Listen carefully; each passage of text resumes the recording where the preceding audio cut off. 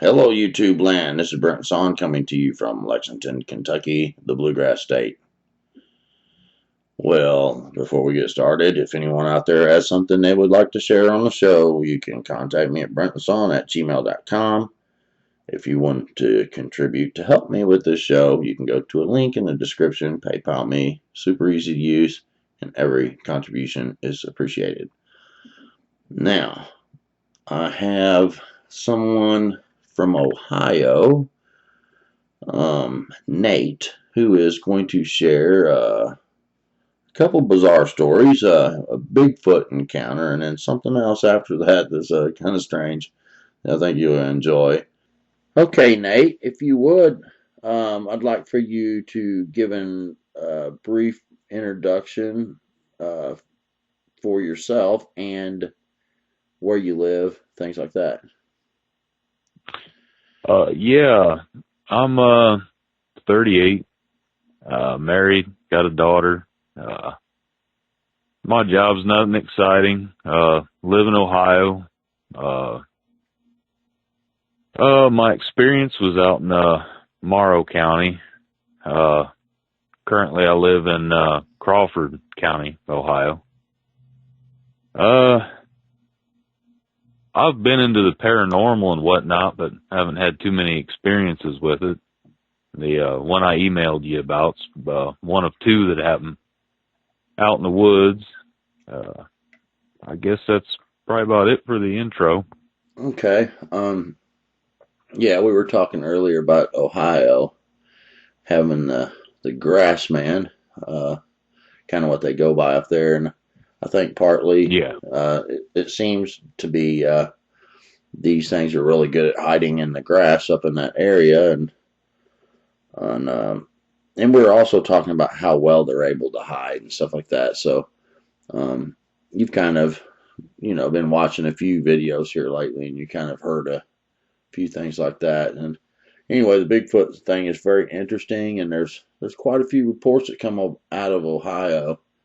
I think that there actually is quite a few more Bigfoot in the Ohio area than people ever thought. It's kind of coming to light a little more and more. But if you want to, I I guess what we should do is start with the encounter that you wrote me about, kind of tell what was going on and what have you, and then we'll talk about another whatever else happened. I guess I haven't heard that yet. All right. Well, I was set up some camp. I was kind of squatting on somebody's property. I was kind of a low point in life, but obviously things have gotten better. But this is about early summer of 2009, more like early spring. It hadn't. It wasn't real cold out. It was just starting to change where the weather was mild, and it was getting where you could be outside reasonable. I had quite a bit of camping gear. I was set up, like I said, out in Morrow County. The place where I was at, it was a patch of woods about the size of a football field. It was kind of a low-lying area.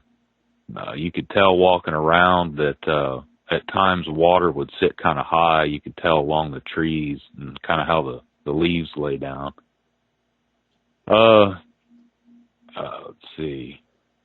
I was in a spot there where there was a house probably a quarter mile up the road and a quarter mile down the road in the other direction. So I was kind of in between two properties there. I'd set up camp in these two different houses. They each had dogs. And it was one of those deals where the one dog would start barking and then the other dog would bark at the first dog and they'd go back and forth. Yeah. Well, I didn't think a whole lot of it. I've been raised out in the country, and people have dogs that do that. You kind of tune it out after a while. But yeah, I'd set up camp, and let's see, like I said, the weather was turning mild.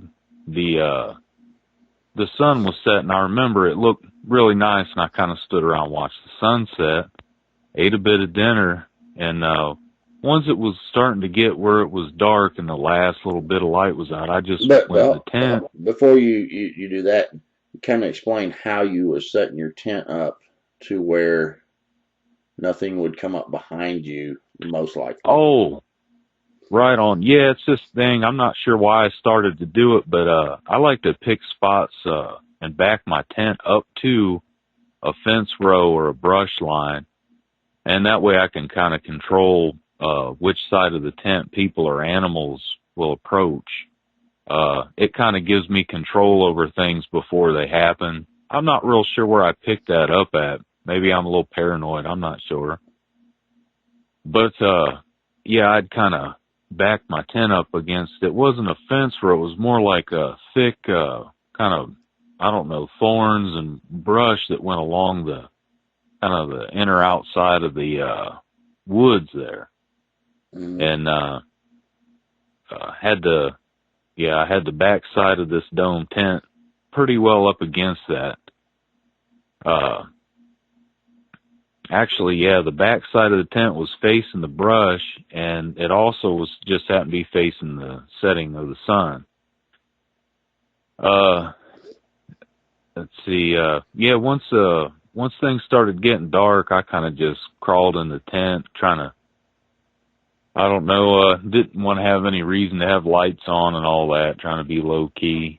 I'd say about 45 minutes after the sun was good and down and it was dark, I started to smell something. And this was before I had read a lot of Bigfoot reports.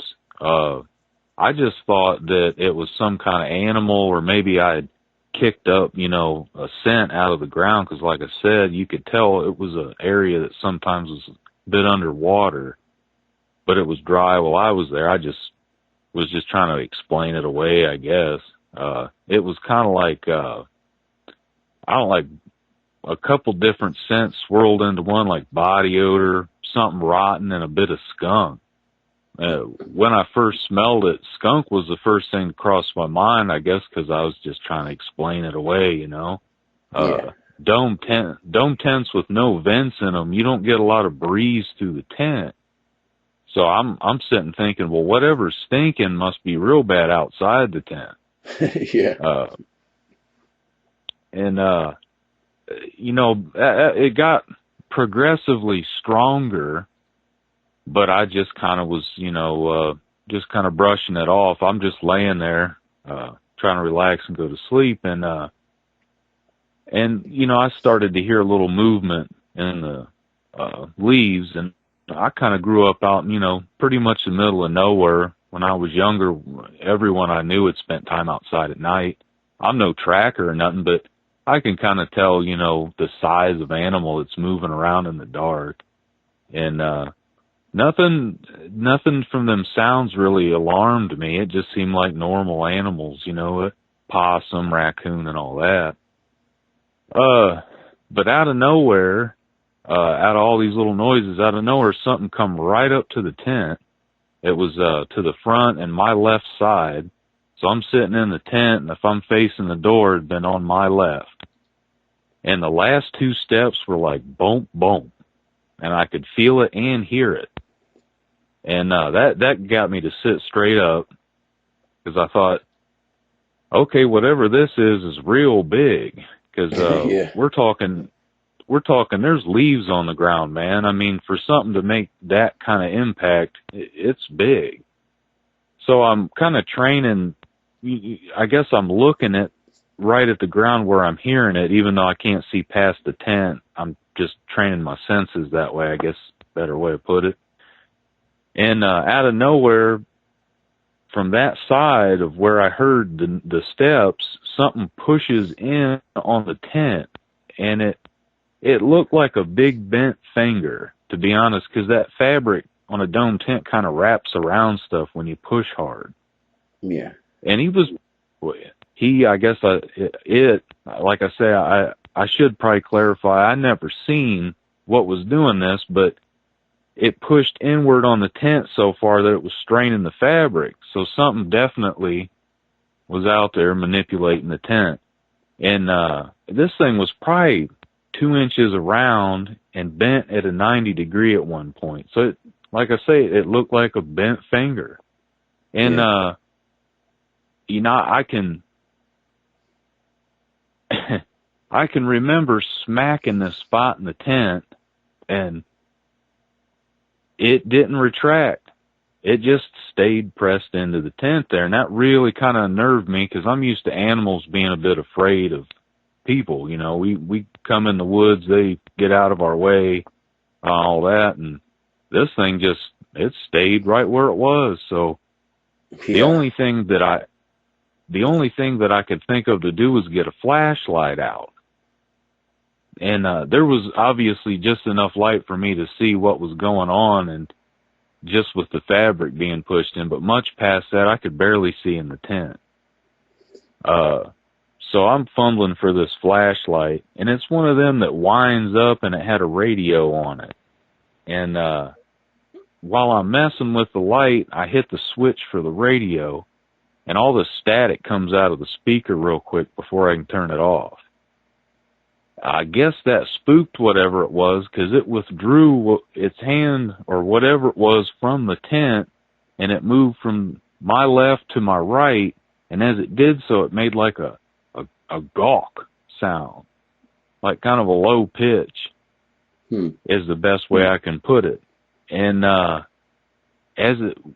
once it moved from the left to the right, I couldn't hear it move anymore. And that was another part that unnerved me, because when it approached the tent, them last two steps were real pronounced. And now all of a sudden, I can't track it with my ears.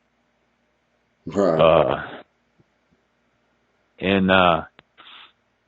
Anyone that knows me would tell you that after something like that, I'd be a bit on guard.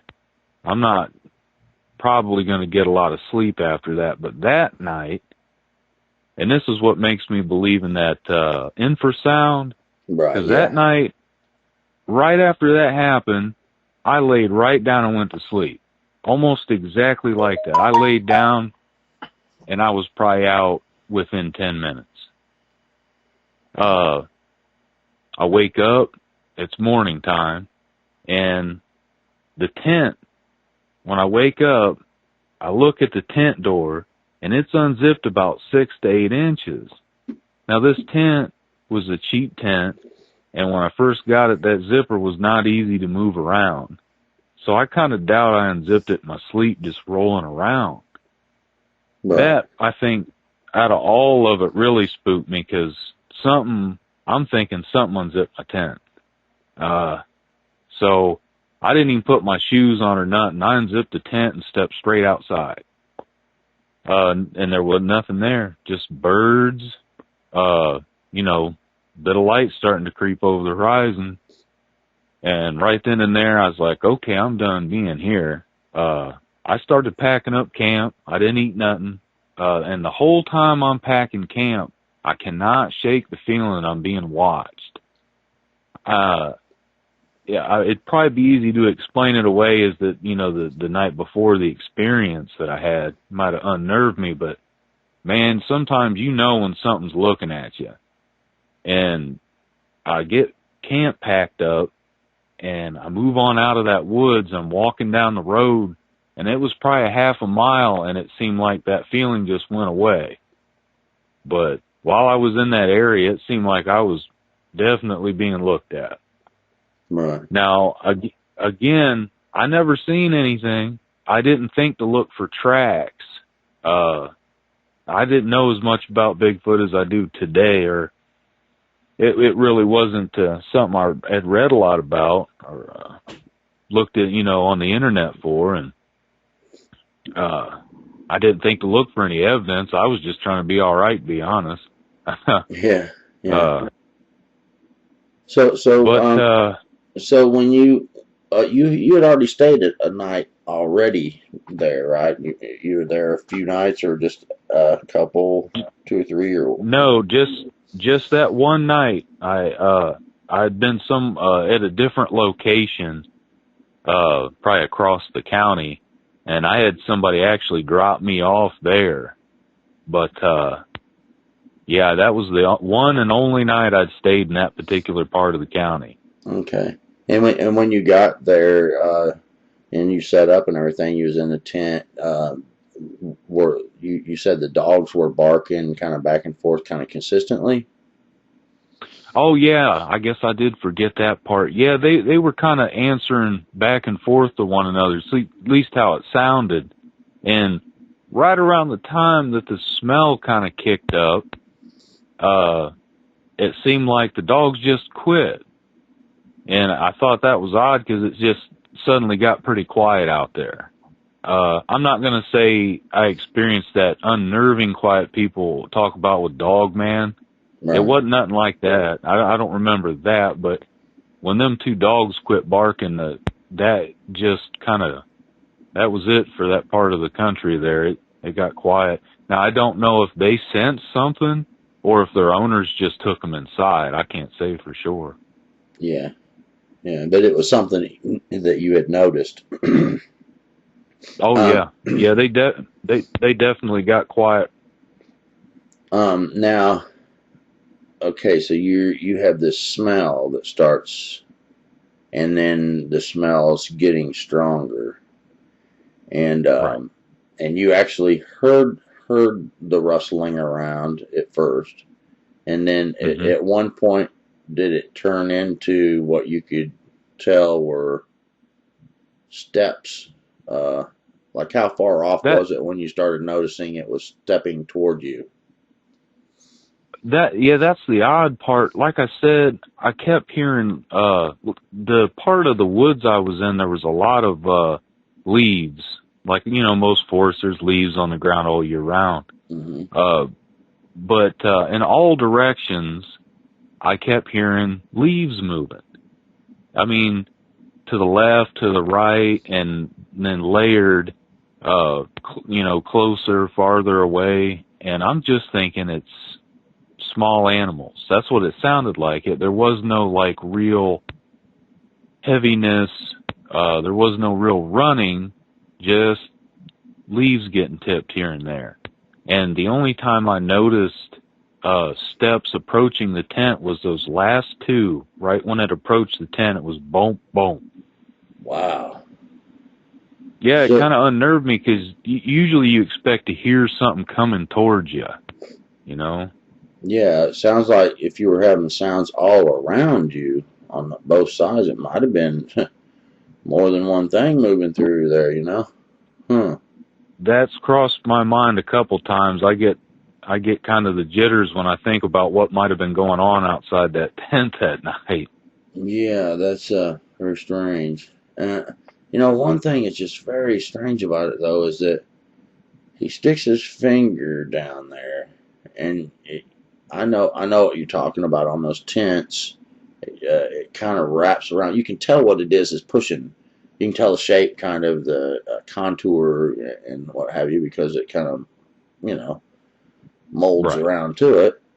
So you're looking at this huge thing that looks like a bent finger, but you're trying to rationalize it as a nose or something because, whose finger Yeah. would be that big? It's too big to be a finger. It's too heavy, and so you're already starting to notice it got quiet. There was rustling all around on each side and Hmm. everything, and then too heavy. That's where it would start getting scary. Heavy footsteps, boom, boom, that you feel, I, and I then sat straight up. Yeah. yeah, and then something pokes your tent. The craziest part about it was when I was reading the story that you sent, you said you smacked it, and I was expecting you to say, and then it pulled its finger back, but you said it didn't retract it. Not a bit. That Not when, that's to freaking to dis, bizarre, dude. For real. when Wow. when I when I think about it, and maybe I shouldn't put it this way, but have you ever seen a monkey nudge something with its like its second knuckle, like its fingers bent, and it'll push something? Yeah, yeah, yeah. That's what now that I think about it in my mind, that's what it looked like somebody bent their finger at a 90 and just pushed in with that knuckle. Right. So it must have been watching you, and had a clue that there's a human in there for it to get smacked. I guess it was man, it almost seems like it was trying to lure you out. Because to not pull his finger back, it was expecting you to hit it, and it didn't startle it. That's just crazy, dude, for real. And then it was unnerving because, like I said, I've grown up out, pretty much in the middle of nowhere, just cornfields and woods, and I'm used to animals pretty much being afraid of us, and Bigfoot obviously is pretty intimidating, but the part that really gets me is there's no fear, at least not what I encountered. Yeah, yeah. Now this going to sleep. You would think if something was poking your tent, you just smacked at it and it didn't even retract back, and then basically the radio spooks it and you only hear 2 steps and that's it. Or, leave, you hear it kind of step off for a second, gawk, gawk, and then that's it. That leaves a lot of unanswered questions. What's that smell? Why was all that noise all around me? Why in the heck didn't it retract after I smacked it? What the hell was the gawk gawk thing? And then you go to sleep. That's there's something to that because I had this one lady send a story from Utah, and her and her cousins had went way out in the country somewhere, and they were going to go swimming at this waterfall, and it was like an hour and 45-minute drive to this place. So they decided, hey, let's just camp out here, and all they really had was sleeping bags. So that but it was really nice weather, and we'll just sleep on the ground out here. And they'd been messing around and playing. They were like early 20s, all of them. And she started getting that feeling of being watched. And she was sitting on a picnic table, and they'd been swimming and stuff, but it was early in the day, and they were like, yeah, let's camp. So they all get their sleeping bags, and they throw the sleeping bags out there. And she said, and it was only like 7 o'clock. And she said, my cousins all got in their sleeping bags and went to sleep. And she said that there's just no way that, in their 20s, it was 7 o'clock and they just go to bed. It's not even dark yet, And she thought that was very weird, And then next thing you know, she's sitting there and she's like having that feeling of being watched again. And she's looking around. And she finally ends up, looking around, and she sees something standing there at the edge of this woods, not really that far off, like 40 feet or so. And the thing, she said, looked like an ogre. A huge, huge ogre. And she said it would have had its eyes locked on her, and it would look down at the sleeping bags. And then it'd look back at her. And then it'd look down at the sleeping bags. Like it was sizing the scene up, And and she said she was paralyzed in fear. And she all she needed to do, she said, please, Lord, don't let this thing harm us. Because here are her cousins that are the guys. They're done went sleep. And she said, as soon as she said, please, and she said, Jesus, please don't let it harm us. As soon as she said that, it turned around and walked off. And then she went to waking her cousins up. It's like, hey, get up, we're not staying here tonight. You can believe that. Right. But the reason I bring that up is they went to sleep, and I had another person, a couple that was fishing in Texas, and they got hit with a roar, and she got in the truck, and he was kind of coming in behind, and he finally goes and gets in the truck, and she's waiting, and it's like, come on, let's go. And when he got in the truck, he could not stay awake. He could not stay awake. He said, I was so sleepy. He fell asleep, and he slept for like 30 minutes while she's sitting there freaking out in the passenger side, wondering, if she's going to get eaten by something. And so there's an infrasound, Wow. something or another, that can cause the sleepiness. But what Seems like that. is freaking scary about your situation is you had all this happen. It's bizarre. And then all of a sudden, you go to sleep knowing that's strange. Then you wake up and the zipper's unzipped, partly. Now, Yeah, the heck with that. I think that was the final, and thinking back, normally, like I had already admitted, something like that goes on. I think most people be the same way. There's no way you're going to sleep at night. But at the same time, I had no desire to go outside the tent. I think I probably had a pocket knife on me, and let's face it, that's not going to work too well in that situation. So I really didn't feel like I had anything to defend myself with. But at the same time, I can still remember thinking, I have no desire to see what that is. And I mean, it probably sounds like I'm a sissy, but man, I really didn't want to know at the time. And again, as soon as that thing moved off from the tent, within 10 minutes, I bet I was completely asleep. It's really bizarre, because if that happened again today, I'm sure I wouldn't go to sleep. I'd bet money on it, but unless you were getting, unless you were getting hit with some kind of infrasound, right, yeah. That's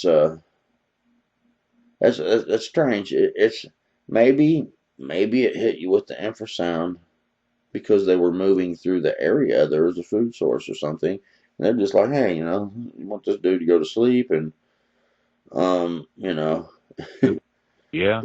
Maybe they could have just stumbled. Maybe they knew exactly what they're doing. I'm gonna scare the dude, so he don't want to come out of the tent. I'll hit him with some infrasound, and we're gonna go get our food that we get usually every night over here, and because of some stuff moving all around your tent on each side and stuff like that. That just that's my guess at it. That's a crazy story, dude, for real. And I've always kind of wondered if I went around that area, and I mean, I've never tried to go, ask people randomly in an area, door to door, hey, I have an interest in Bigfoot. Have you ever seen anything in this area? I've never done that, but like I said, there were houses in that area. I wonder if those people had ever had any experiences on their property, because where I was camped wasn't very far away. People were living. Right.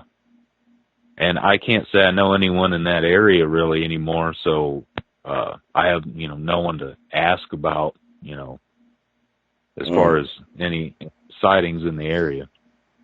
Yeah, you'd be randomly asking, but I bet you I bet you people have had.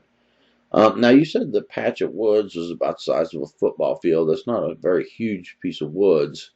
Was there other patches and fields that these things were coming? I mean, they do call them grassmen, so woods might be where they sleep, but they're traveling a lot through fields and rivers and the creeks, rivers.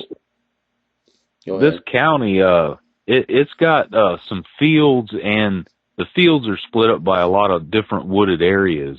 And this part of Ohio, it doesn't get real hilly, but the landscape starts to roll a bit. Right. And there are rivers through that area. I know of one for sure. It was probably maybe 2 miles from where I was at the most, and I'm sure there's probably more than that. And the spot of woods I was in was just kind of this chunk of woods that they didn't clear out for agriculture for, the rest of the field. They just left that up. And there were other larger areas, wooded areas, and close by. Just I had to pick one that was kind of small. Yeah, yeah. Hey, like I was telling you earlier too. I've had one guy come on the show, and he talked about going out in a field one night with some, I think, one or two other people. I don't remember exactly, but there was, he said, like 3 piles of hay laying out there in the field. One of them was a big one, and the other was kind of, little smaller ones. And I think he threw something at one of them, and it got up. And then they all got Whoa. up. Yeah, so I'm saying Oh, that these things can, even in a field, all they got to do is lay down. If they're in the woods, they can just squat down. They look like a stump, or turn their face from you a little bit and hide their right. appendages, kind of, and they look like a bush, or so they're able to hide. And this one lady is a mail lady. She delivers mail, and I talked to her like a day ago, and she said she was delivering mail, and she noticed like a little clearing off to one side in this particular area she delivers mail at. She looked over there and she saw a pile of leaves, and she said it looked like the leaves were moving a little bit. So she was kind of waiting for like a little dog or a squirrel or something like that to run out of the pile. Right. And she kind of was sitting there staring at it for a minute, and nothing ever came out. So she's, I guess, I'll just blow it off, and I'll go on and deliver mail. She went on and delivered, and she came back that way, and she looked over there again, and the pile of leaves was gone. Uh, And she was asking me what I thought it was, and she said it was about the color of like leaves. It's kind of the thing, and right. I told her that could possibly be something, and because that kind of thing can happen. They'll lay down if they think they're busted or something. They'll just kind of stop and freeze. I Uh, wonder, after hearing that, I wonder when I stepped out of the tent if, how far away, if they were still in the area watching me. I wonder if I was looking right at them or maybe right on top of them and didn't even know it. yeah, I mean it's very possible for real. Especially you backing Because your I've heard, tent up, it could have been standing right there. right, yeah. I mean, because I've heard some encounters where people say they get the smell, the odor, and Mm-hmm. then other encounters, they're right on top of them and smell nothing. Right. So I don't know if some of them smell and some of them don't, but that smell, man, if I smelled it in the woods again, I would know it immediately. I mean, it's very pronounced. Right. And it might even be something they put off, like a gland or something. But I think Right. that there's some of them, since they're big old hairy beasts and they don't bathe, they probably do have a body odor, and with Yeah. other smells blended in. But Yeah. it does seem they can also produce the smell, and make it at least more pronounced, and that might be where you're getting the other stuff mixed in kind of thing. Right. It's hard Right. saying for sure. But yeah, a lot of people have encounters and fairly close and don't smell nothing. So I don't know. Yeah. You had another experience of some kind that was kind of Well, this isn't, it's not really Bigfoot related. I don't know if you really want to get into it. I can briefly go over it real quick if you'd like. yeah, sure, man. All right. This happened many years before this last encounter I told you. I was probably, this probably happened in the late 90s. This happened out in Richland County, Ohio, on the outskirts of a little town called Shelby. A buddy of mine, his folks were renting a property, and it had a fairly large backyard with a pond and whatnot. But for some reason, the landlord kept this little strip of land mowed that separated the field. Kind of just, there was field and there's just this about 10-foot wide strip of grass that went back, it's probably maybe even a quarter mile back to some woods, and that's just it, just this strip of grass. And, you know, we were young, and we'd go out and sneak and smoke cigarettes. Well, we'd go out and walk this path at night and get to the end of it, turn around and come back, and by then the smoke smell would kind of come off of you, and we'd go back in the house. Well, one night, for whatever reason, I don't know, we're walking about halfway down this path, and the moon was full. That's a big part of the story. The moon, it was full moon that night, so you could really see around you. And we start walking off the path into the field, and it's kind of rolls up, not a big hill, but it kind of rolled up like a higher elevation. And we both looked up about the same time, and there was this shaft of light coming out of the moon, and it looked like, if you've ever watched Cops or whatever, and those spotlights on the choppers, it'll just illuminate a perfect circle when it hits the ground. Yeah, oh, man, I know it sounds ridiculous, but it was coming out of the moon, and the very edge of the circle was probably 10, 20 feet from the edge of the wood, the beginning of the woods there, and the circle was probably 30 feet in diameter, and it looked like something out of the movies, man. I've tried to look it up on the internet. I haven't had any luck finding anything similar, and I started to walk towards it, and my buddy immediately said, "I'm not going near that." So I kind of caught some fear off of him, and then, you know, I start thinking, you know, maybe this ain't a real good idea. And we just stood there for maybe another minute looking at it. Nothing moved.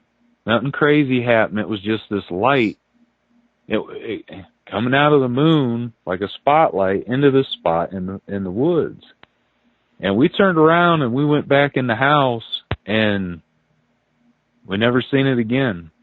To be honest, I kind of regret not walking up to it, you know, and just getting closer. Yeah.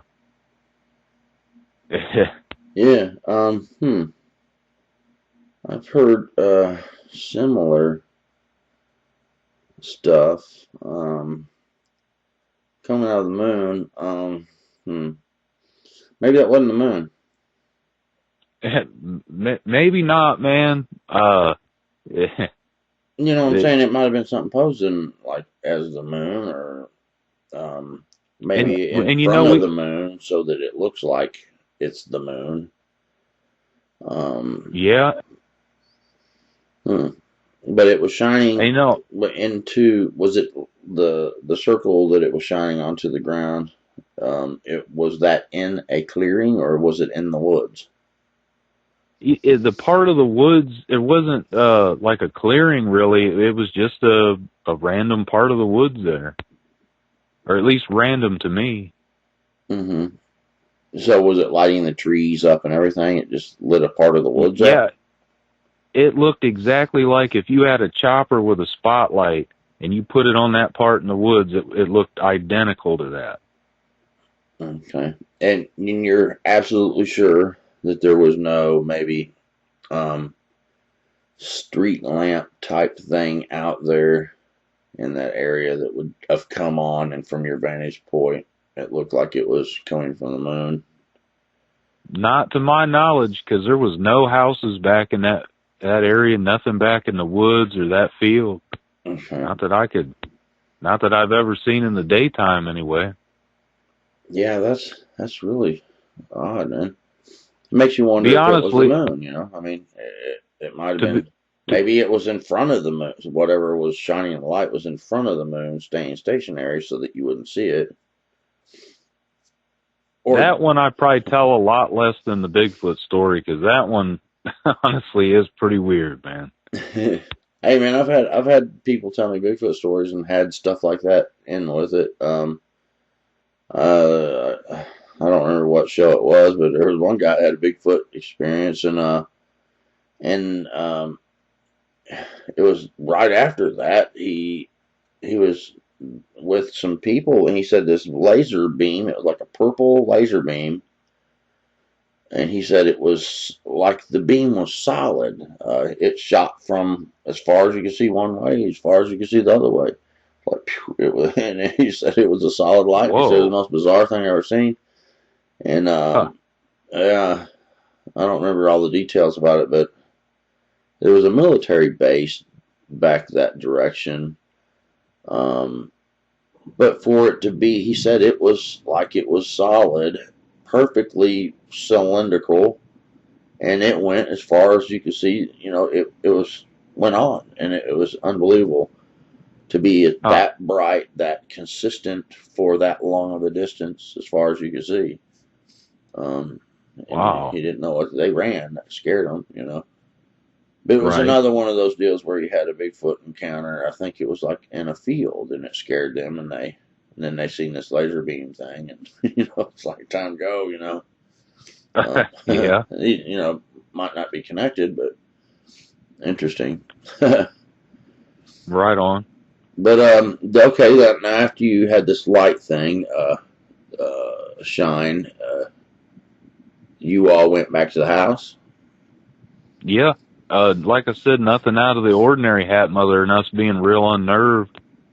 We turned around, and I think we even looked over our shoulder a couple. You know, we were pretty much in disbelief. We kept looking back, like, is this really back there still? And we went into the house, and there's no, no missing time. Nothing crazy happened. Next day, life continued. We even went back out there again several times again and never seen that same thing happen. Of Yeah. course, I don't know if we went out there during the full moon. I don't know if it's a regular occurrence, but I never noticed it again. Okay, so this thing was maybe like 20 foot around circle on the ground. Is that what you said? Yeah, about 20, 30 feet in diameter, yeah. Okay, now as the light's going up toward the moon, did it look like it's gradually getting smaller, going all the way to? Oh, yeah. Yeah, it tapered like it was coming from a concentrated source. Yeah, Yeah, yeah. and you could see it going through like well, I guess it wasn't cloudy or nothing, and you could tell that it was going a long, long, long way. It, yeah, I mean, I'm not sure how to describe it to give it depth, but the point of it, like I said, it started to taper as it went up, and it seemed like the source was the moon because it tapered into the moon. Right. You know, as far as the moon is away, it could be something that's just on the edge of the atmosphere that just happened to be Right. into that area of the moon. Um, I guess, you know, as I'm sitting there thinking about it, I'm trying to figure it out. It would probably be more likely because I mean, you wouldn't be able to tell if it went all the way to the moon anyway. Uh, Right. Yeah. but if whatever's shining it is coming from the area the moon is, and it's maybe 20 miles up, Hmm. that would make sense that it could shine it right there. And as long as, from Yeah. your perspective, you would have to go a long distance to change the perspective between that thing and the moon. You know what I'm saying? Hmm. That would give a good walking distance. You could keep walking, and it would still appear to be coming from the moon. If it's the further Right. it is out, it's a kind Right. of a geometry thing. Very interesting, man, for sure. It might be a Yeah. good I've thing you didn't walk into the light, man, dude. That probably wouldn't be good. I mean, I think Travis Walton yeah. did that, you know, and he come up missing for Yeah. a I'm kind while. of. I've kind of thought maybe my friend was good to be afraid. I guess maybe I was kind of foolhardy of me to want to go and actually get closer to it. It's not always cool to mess with things you don't understand, you know? Right, yeah.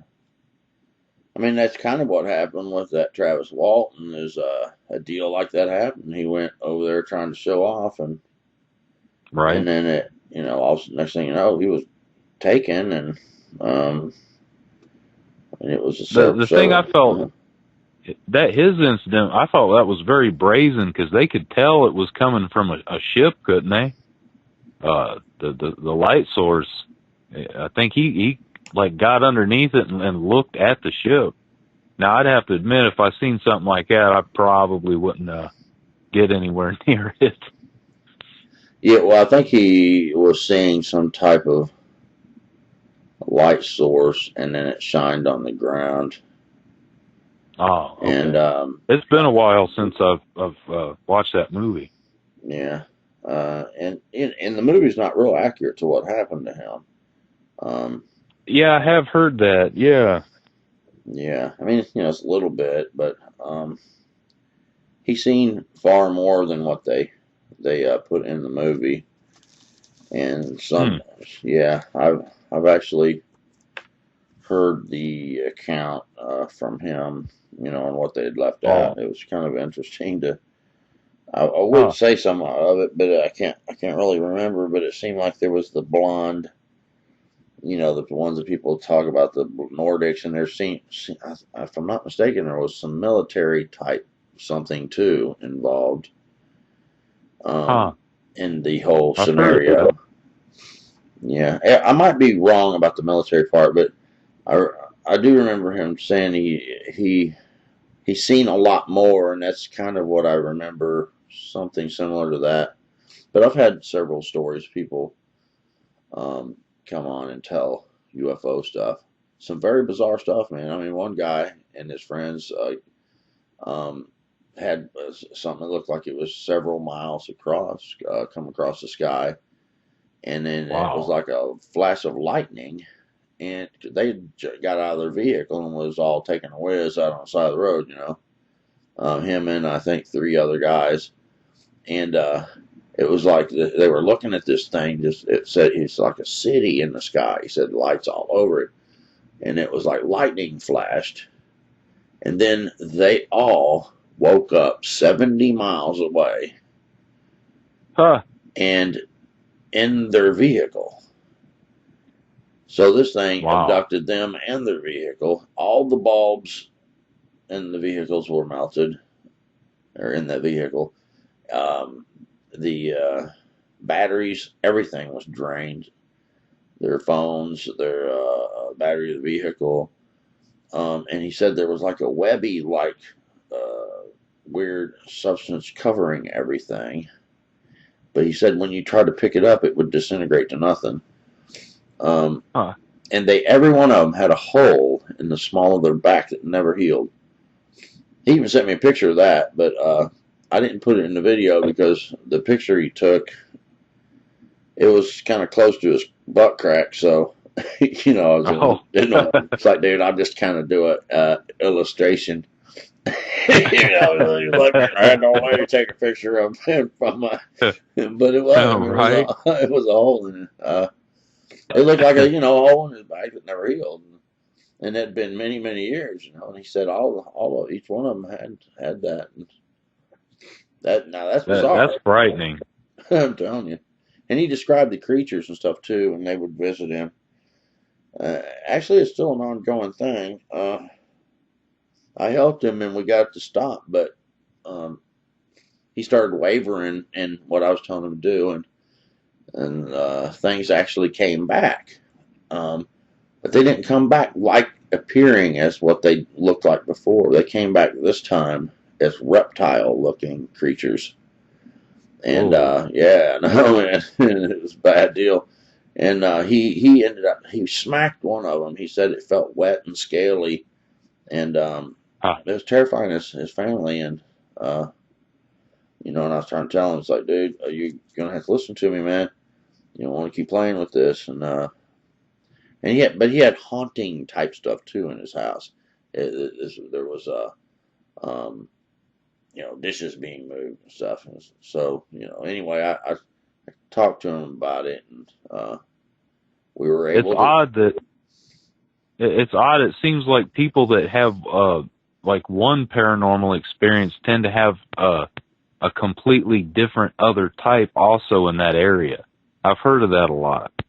Kind of like there's just hot spots for it, or the right person goes to the right place at the right time and everything cuts loose. Almost seems like that sometimes. Yeah, but the UFO thing and the other stuff is all interlinked. And that's how, I've helped a few people and got it to stop. But it's real. I mean, these things can actually come and take them, and even take them to a craft and fly around and stuff like that. And they do. That's terrifying, man. And do genetic manipulation stuff. It's not a joke, and it's I'd real. rather tangle with Bigfoot, be honest, than tangle with anything like that. That sounds completely terrifying. Yeah. It sure is, man. For real. But yeah, man, thanks for sharing. That was. Oh, hey, thanks for having me on. I hope you keep doing the show for many years, man. Yeah, I certainly you're will. You're doing a good thing. Well, you've got my numbers, man. Keep them, and okay. holler back anytime you want, man. I'll be all around. Right. If I get anything noteworthy, I might just email it to you then. Yeah. Just shoot me an email, and then just give me a heads up and call. If you want. Matter of fact, one quick thing. I'll make this short. Years ago, me and my wife used to. This sounds kind of weird, but we would go out to graveyards and try to do EVP sessions. Although they say that you don't really get a lot when you do that. She had this phone, and it had an infrared LED on it, so you could take selfies, I guess, in the dark.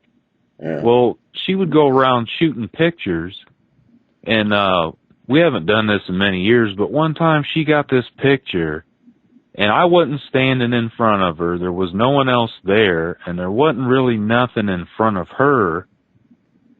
I'll just have to email you the picture, man. And to be honest, you can do what you want with it, because, I don't really care, but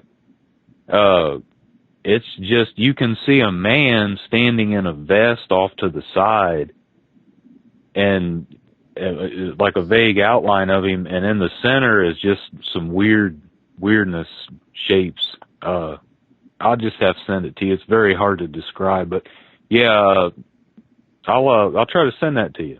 Yeah, that'd be great, man. You're not messing around with that stuff, though, dude. For real. I mean, going and hunting, that kind of stuff. That really can open up some bad stuff.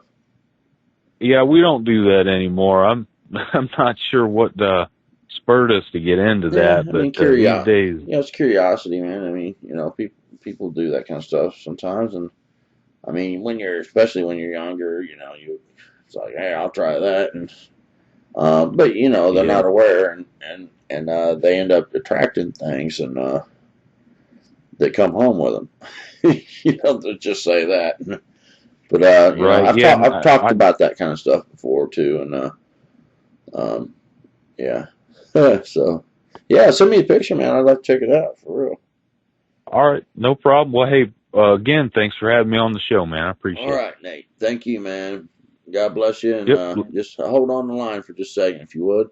Everybody out there in YouTube land, thank you for listening. If anybody has anything they'd like to share here on the show, you can contact me at brentonsawin@gmail.com. Give a brief description, contact information, and if you want to contribute to help with the show, you go to a link in the description, PayPal me, make a contribution.